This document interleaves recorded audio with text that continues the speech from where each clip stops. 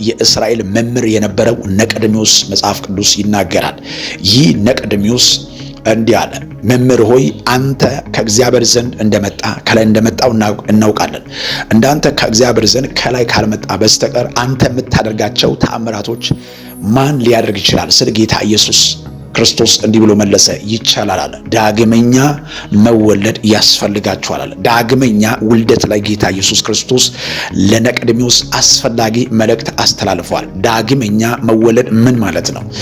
ሰው ዓለም ሁሉ በአዳም መተላለፍ ዓለም ሁሉ በኃጢአት እንደወደቀ የእግዚአብሔር ቃል ይናገራል። በኢየሱስ ክርስቶስ ደግሞ ከአብ ቀኝ በመምጣት የእግዚአብሔር ልጅ አንድያ ልጅ ሥጋ ሆኖ በመገለጥ እኛን ከየትኛው ከወደቀበት እኛን ሊያነሳ ችሏል። መጽሐፍ ቅዱስ ሲናገር ከድቅድቁ ጨለማ ወደሚደነቅ ብርሃን እየጠራን ይላል።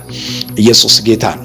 ስለዚህ ጌታ ኢየሱስ ክርስቶስ ይሄ ሲያወራ ነቀድሚዎስ የሰጠው ምላሽ የሚገርም ነው። እንዲህ ነው ያለው፣ ሰው ከሸመገለ በኋላ ወደ እናት ማኅፀን ገብቶ እንዴት ሊወለድ ይችላል አለው። ነቀድሚዎስ የእግዚአብሔርን ዓለም ጌታ ኢየሱስ በሚናገርበት ጊዜ አልተረዳውም። እንዲህ ነው ያለው፣ ከሥጋ የተወለደ ጌታ ኢየሱስ ክርስቶስ ከሥጋ የተወለደ ሥጋ ነው፣ ከመንፈስ የተወለደ ግን መንፈስ ነው አለ። የሁለቱን መዋለድን ስናገርበት ዳግመኛ መወለድ ያስፈልጋል። የመጀመሪያ መወለዱ የመጀመሪያ አዳማዊ ሕይወት በአዳም መተላለፍ ዓለም ሁሉ በውድቀት ላይ ከወደቀ በኋላ ጌታ ኢየሱስን ክርስቶስ ደግሞ እንደ ግል አዳኝ አድርጎ በሮሜ ምዕራፍ 10 ላይ በአፉ መስክሮ ይድናል በልቡ አምኖ ይጸድቃል የተባለው ሰው በማመን የሚገኘው የእግዚአብሔር ልጅነት ወይም በማመን የሚገኘው ወደ ጽድቅ መምጣት መጽሐፍ ቅዱስ ሲናገር አብርሃም አመነ ይልና ጽድቅ ሆነ ተቆጠረ ይላል። ጌታ ኢየሱስ ክርስቶስ በማመን ወይም በክርስቶስ አምኖ በሚገኘው ድነት የእግዚአብሔር ልጅነት የሚገኝ በመንፈስ ዓለም መወለድ ማለት ነው። ስለዚህ ሰው የእግዚአብሔር መንግስቱን መቀበል ወይ የመንግስቱ ወራሽ በመንግስት ውስጥ ያለውን ስራ መስራት የሚቻለው ሲያምን ነው። መጽሐፍ ቅዱስ ሲናገር እንደዚህ ይላል፣ ወደ ዓለም ሁሉ ሂዱ ወንጌል ለፍጥረታቶች ስበኩ ካለ በኋላ በማርቆስ ወንጌል ምዕራፍ 16 ላይ ያመኑ እነኚህ ምልክቶች ይከተላሉ ይላል። በእምነት የተቀበሉ ዳግመኛ የተወለዱ ያመኑትን ምልክቶች ይከተላሉ። በስሜ አጋንንትን ያወጣሉ። ይህ የመንግስት ስራ ነው፣ የእግዚአብሔር የመንግስት ስራ። መጽሐፍ ቅዱስ ላይ በምናይበት ጊዜ በሐዋርያ ሥራ ምዕራፍ 3 ላይ በሁለት የተቀበለው በምዕራፍ 3 ላይ ኃይሉ ተገለጠ። በነ ጴጥሮስ ላይ የተገለጠው በምዕራፍ 4 ላይ በምናይበት ጊዜ ብዙ ሺህ በሚቆጠሩ ወንዶች ተአምራቶች ጌታ የተቀበሉ በብዛት ከምዕራፍ 2 ጀምሮ ሲሄድበት የሐዋርያቶች ላይ የተገለጠው የእግዚአብሔርን ሪቫይቫል ወይ እግዚአብሔርን መንፈሳዊ ስራዎችን እናያለን። ስለዚህ ሰው በመንፈስ ዓለም ላይ ዳግመኛ ውልደት ካላገኘ የእግዚአብሔርን መንግስት ወይም የመንግስትን ስራ ማድረግ አይችልም። ሰው ዳግመኛ ካልተወለደ ከመንፈስ ካልሆነ ወንድምን መውደድ አይችልም፣ የሚጠላውን መውደድ አይችልም። ይሄ ታላላቅ ነገር ነው፣ ቀላል ነገር እንዳይመስል። የሚጠላውን መውደድ ከመንፈስ ካልሆነ አይቻልም። የሥጋ ፍሬ የሚጠላው እንዲጠላ ነው የሚያገፋፋው። የሥጋ ፍሬ ላንተ ክፋትን የሚያስበው በክፋት እንድትመልስ ያደርጋል። የመንፈስ ፍሬ ግን እሱ አይደለም።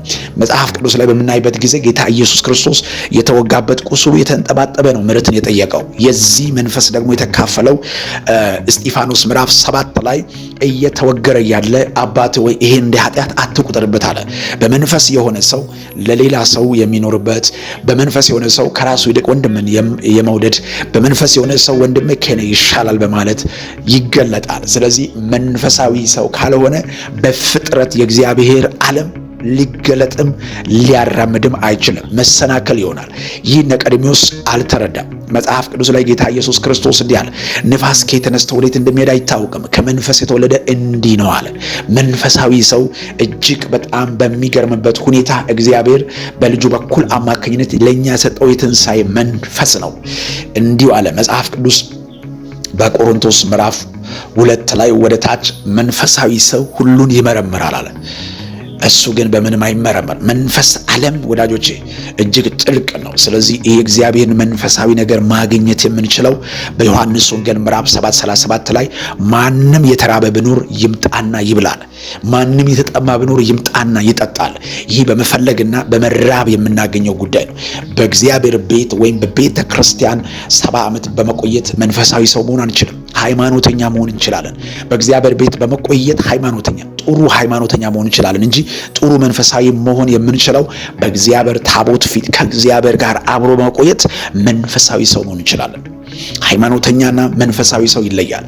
ሃይማኖተኞች ጌታ ኢየሱስ ክርስቶስ በምድር ላይ ያለው ቆይታ እንኳን ወንጌል ለማገልገል አስቸግሮታል፣ የሃይማኖት ተከታዮች።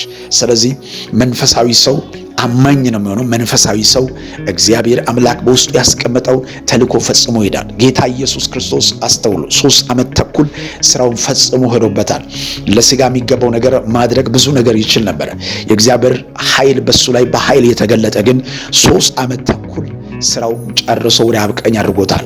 ዛሬም የተሰጠበት አደራ መሮጥ የምንችለው በመንፈስ ዓለም ላይ መግባት አለብን። ወዳጆቼ መንፈስ ዓለም ላይ ያልገባ ሰው የሰው እንቅፋት ብቻ ይታያል። መንፈስ ዓለም ላይ ደግሞ ያለው ሰው የወንድም እንቅፋትን ይሸፍናል። በመንፈስ የሌለ ሰው፣ መንፈሳዊ ዓለም ውስጥ ያልገባ ሰው የሰው እንቅፋትን ለሰው ይገልጣል። የሰው እንቅፋት፣ የወንድም እንቅፋት የሰው ድካም ነው ለሱ የሚብራራው። ግን በመንፈስ የሆነ ሰው የወንድሙን ድካምን ይሸክማል። የቤተ ክርስቲያንን ድካም፣ የተለያዩ ነገሮች አደራ ተረካቢ ይሆናል።